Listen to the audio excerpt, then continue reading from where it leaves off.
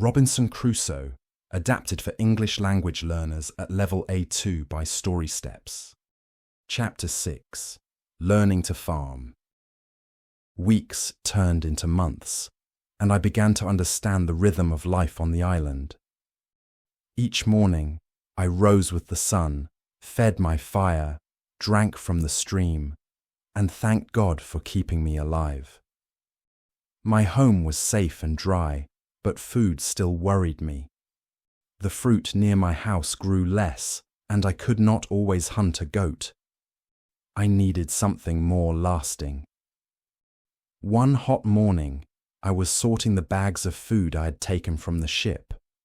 Some were old and broken, and dry grain had spilled onto the ground. I swept it into a corner and forgot it. A few weeks later, when I cleaned again, I saw small green shoots growing there. I bent down, surprised. The plants looked like wheat. I touched them carefully. "The grain from the ship," I whispered. "It has grown." I had never been a farmer, but I knew this was a gift. If these few seeds could grow, maybe I could plant more. I decided to try. I collected every bit of grain I could find and dried it carefully. Afterward, I chose a sunny piece of land not far from my house. The ground was hard, so I broke it with my shovel and cleared away stones. I pressed each seed gently into the soil. "Grow well," I said aloud. Every morning I went to check the field. For a long time, nothing happened. I began to fear the seeds were dead. But after many days, small green leaves pushed through the earth. My heart filled with joy. "I am a farmer now," I said proudly. The plants grew taller each week, but soon birds came and began to eat the young shoots. I waved my arms and shouted, but they only flew away for a moment and came back. Angry, I built a fence around the field from sticks and rope. Later, I made a small scarecrow, a figure that looks like a person, from old clothes. It worked for a while, but clever birds still found their way inside. I learned to be patient and watchful.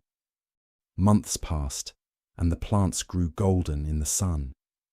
When I looked closely at the tops, I saw dry grains. I had wheat. I laughed and thanked God. I cut the plants carefully and carried them home in bundles. I laid them out to dry and then tried to make flour. At first, I crushed the grains between stones, but they jumped away. I tried again, pressing harder. Soon, I had a small pile of powder. It was not much, but it was enough to bake bread. I mixed the flour with water and cooked it on a flat stone over the fire. The bread was heavy and rough, but when I tasted it, I nearly cried. "This is mine," I said aloud. "My own bread." Each bite filled me with strength and pride. I thought of my father's table in York and how simple bread had been there. Here, it was a miracle. I decided to plant more the next season. I built better fences and cleared a larger space. I worked from sunrise to sunset, sweating in the heat, but I did not stop. When the next rain came, the soil grew rich and the new shoots appeared stronger. I kept some seeds aside for the next year. Slowly, I began to think like a farmer.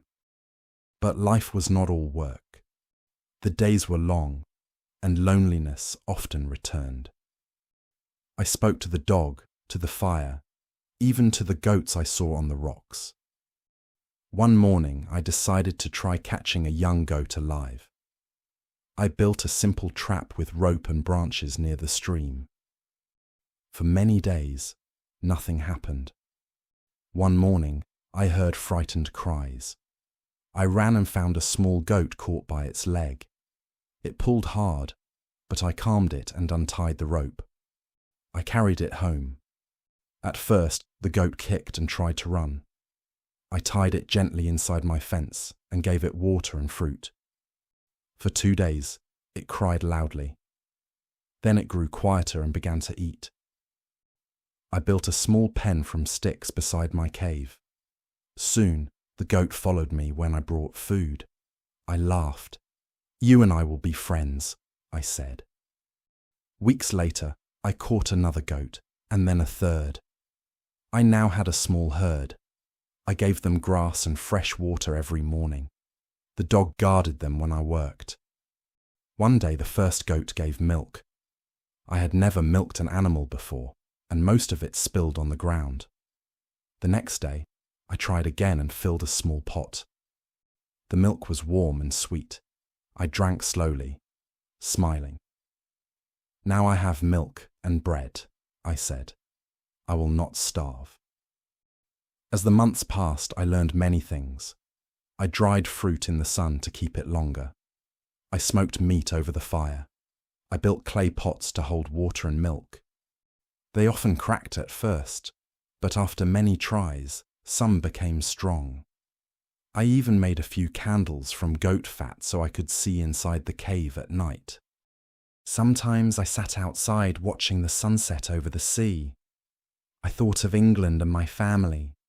I wondered if they believed I was dead. I missed them deeply, yet I also felt proud. I had learned to live with my own hands. The island no longer felt only like a prison. It was becoming my home. Still, I prayed every night that one day a ship would come. I never stopped looking at the horizon, but I also thanked God for what I had. "I was foolish," I said, "but you have shown me mercy." That evening, I sat by the fire with my dog at my side and a piece of bread in my hand. I looked at my goats in the pen and the green field beyond. The stars shone above, and the air was soft. I whispered, "I was once a lost man. Now I am a farmer on my own island." At the end of the day, I ate my bread slowly, full of peace.